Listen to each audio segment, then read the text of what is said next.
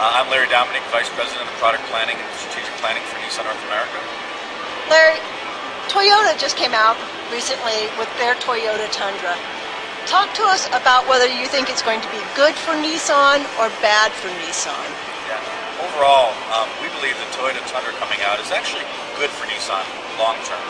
The reason I say that is one of the biggest issues we've had with the launch of the Titan is really getting the loyal or highly loyal domestic buyer to consider us.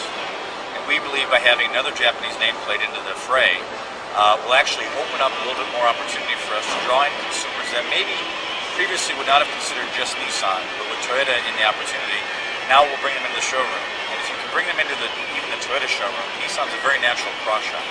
So the important part is getting kind of past that barrier of import rejector status. How many years now has the Titan been out? Titan, this is the third model year, so we launched in 2004. And for 2008 is when we introduced the minor changes. 2004 was not a good year for Titan sales. How was 2005, 2006? Actually, in 2004, we sold a little over 90,000 trucks. Actually, it was our best year of the three model years we've had so far. Last year and the year before, we dropped down in the mid-70s to around 80,000 units. Part of that is, the entire full-size pickup truck segment dropped, significantly the last 2 years. But actually, on a facing model basis, which is how we kind of measure ourselves, although the segment is about 2.2 million units, Titan, for this minor change in the long wheelbases, was really only facing about 900,000 unit segment. So when we actually looked at what we were getting about 8.5% share of that segment, which was actually very good for us. Now, who are you actually getting those cars from? Because usually a pickup buyer will buy another pickup. Who's trading in their pickup? What are they? Ford buyers, GM, Dodge? Yeah, actually, the number one cross shop is Ford F-150, and the number one trade-in on Titan is F-150 also.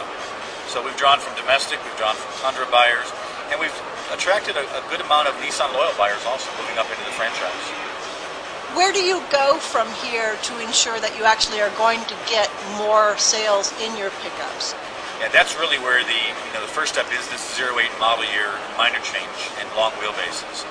This year we introduced the 8-foot bed on the King cab and a 7-foot bed on the crew cab. This allows us for the first time to have a King cab, which is more of a work truck. So now we have a bed that can put the 4x8 sheets of plywood and drywall into the back. And the crew cab, the beauty of the 7-foot box is we now have the longest bed in segment, which allows you to put ATVs, motorcycles, and other family activity things in the bed and close the tailgate and keep all your stuff inside. Let's say you are competing right now with the Japanese market for pickups. It was surprising to me because you really have a lot of extras in your pickup that Ford, GM, and them don't have. What do you think that you're going to be competing for extras with Toyota, or do you think it's going to be product? Well, for us, the number one thing with pickup truck buyers more than anything else is the specs of the hardware. Actually, we joke about the fact that full-size truck buyers tend to come into a dealership more informed most of the time than the salespeople selling the truck. And it's because they know GVW, they know axle ratings, they know every spec and feature about the vehicle. So the core aspect of the full-size truck buyer is if you don't meet the core requirements, stay home. And we believe so. The basis to get people in the door is having competitive specs. On top of that, and when we launched the Titan in 2004, we believe we were heavy innovators in this segment. We were the first with a spray and bed liner, first with the wide open King cab doors, first with the Utilitrack channel system, first with bedside storage. So, we believe by understanding the unmet needs of the target consumers, we can bring very strong, innovation into the product life cycle. So we think those features and values on top of the core specs will help us drive people to our franchise. Have you looked at the number one car color in the pickup that's selling? Yeah, it's interesting. Somewhere in the neighborhood of 75 to 80% of all trucks are sold basically in three colors: white, silver, or black. Other colors, reds, greens, blues, they tend to run 5%, 6%. So those colors are tried and true. People love them. And actually, on the commercial side, you're talking about 80-85% white in that aspect.